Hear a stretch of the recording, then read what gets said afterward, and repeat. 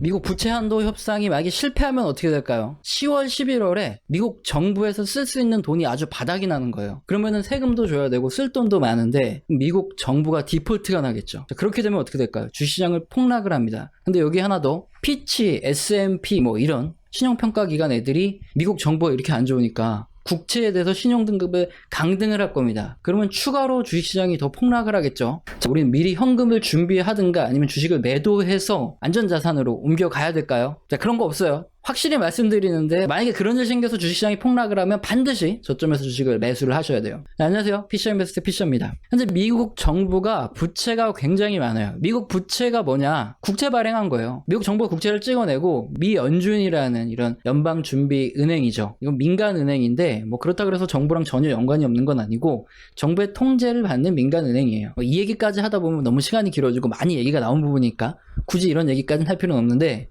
어쨌든 지금 미국 정부가 발행한 국채가 약 28조 달러입니다. 근데 이게 왜 문제가 될까요? 미국 공화당하고 민주당이 있죠. 얘네들 둘이 합의를 했어요. 미국 정부가 이 정도까지만 국채를 발행해서 즉 돈을 빌려다가 써라. 무제한적으로 돈을 갖다 쓰면 이게 문제가 될 수 있으니까 인간적으로 이 정도만 쓰자. 이게 바로 부채 한도입니다. 2019년에 한 2년 동안만 그냥 이런 합의하지 말자 그렇게 얘기를 해놨죠. 근데 2020년에 코로나가 터졌죠. 그래서 미국 정부에서 돈을 엄청나게 많이 가져다 씁니다. 올해 2021년 7월 31일이죠. 여기까지 부채 한도를 상관없이 쓰기로 했는데 그럼 8월 1일부터는 당장 부채 한도를 적용을 받아야 돼요. 6조 달러 이상의 부채를 더 줄여야 되고 더 이상 추가적으로 발행할 국채도 없습니다. 자, 그러다 보니까 미국의 재무부 장관 옐런 누나는 8월 1일이 되기 전에 의회에 간절한 호소문을 보내죠. 미국 정부가 부도가 날 수 있다, 뭐 디폴트가 날 수 있다 이런 말도 안 되는 소리 짓거리면서 빨리 한도 협상해달라 하는데 한마디로 씹혔죠. 미국 공화당에서는 부채 한도를 좀 줄여야 된다 이런 입장이고 민주당에서는 막 돈을 더 늘려서 확실히 많이 써야 된다 이런 입장인데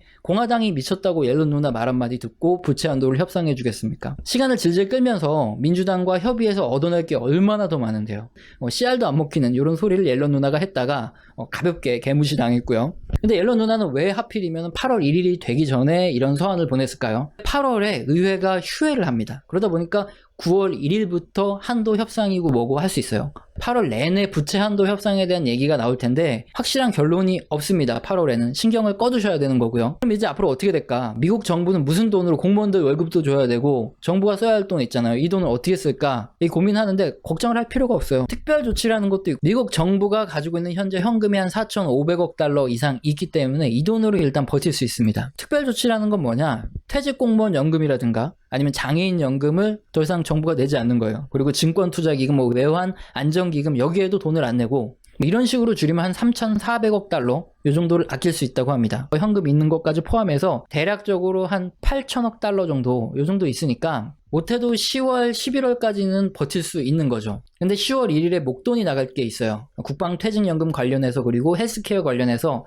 반드시 1,500억 달러를 지출을 해야 됩니다. 이렇게 미국 정부가 쓰는 돈이 굉장히 많다 보니까 한 10월이라든가 11월 정도 되면 추가로 더 국채를 발행해서 돈을 더 빌리지 않고는 미국 정부 돈이 바닥이 난다는 거죠. 그렇게 되면 공무원들 급여를 지급할 수 없으니까 셧다운이라는 걸 해요. 공무원들은 무급휴직에 들어가서 집에 가서 노는 거고요. 주요 기간 빼고는 전부 다 공무원들이 일을 안 합니다. 이 기간이 길어지면 미국 정부가 멈춘 거니까 경제에도 심각한 타격을 받겠죠. 그래서 그 사이 민주공화 양당 간에 부채 한도를 더 늘리는 협상을 진행을 하게 되는 겁니다. 그렇다 보니까 부채 한도 협상에 실패를 해서 10월, 11월 셧다운까지 하게 되면 당연히 주식시장이 급락을 하게 됩니다. 지난 2013년에도 지금과 똑같은 일로 부채 한도 협상 문제 때문에 정부가 셧다운을 했고 여기에 피치라든가 아니면 S&P 같은 이런 신용평가기관이 미국 국채에 대해서 등급을 좀 부정적으로 얘기하겠다 뭐 이런 얘기가 나왔어요. 그러면서 주식시장이 폭락을 했죠. 그런데 그 다음에 어떻게 됐느냐? 당연히 부채한도 협상 통과가 됐고요. 주식시장 다시 급반등을 했습니다. 그럼 이번에는 달라질까요? 아닙니다. 절대 달라지는 거 없어요.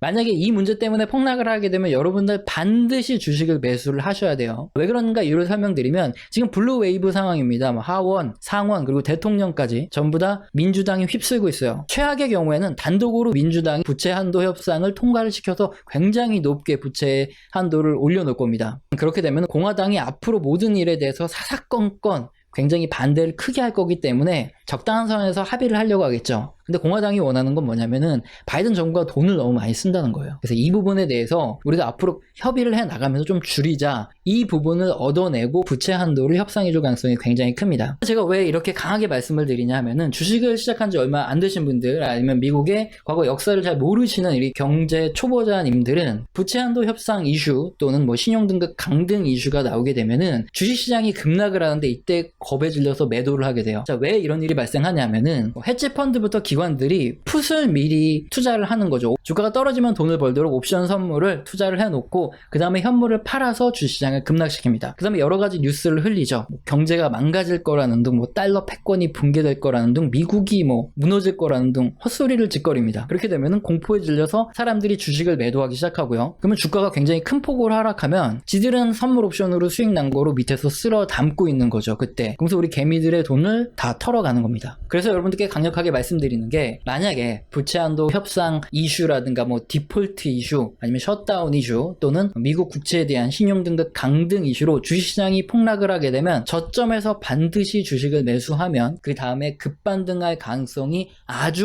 높습니다. 이럴 때 돈 안 벌면 언제 돈 벌겠습니까? 그러니까 반드시 기억해 두셨다가 이런 일이 생기면 땡큐 하고 주식 매수를 하시기 바랍니다. 오늘 영상도 마음에 드셨다면 구독과 좋아요는 꼭 눌러주시고요. 지속적으로 시청 부탁드립니다.